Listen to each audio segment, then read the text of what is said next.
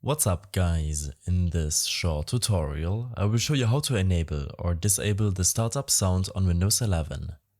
This should be quite an easy tutorial, everything you need will be listed in the description below.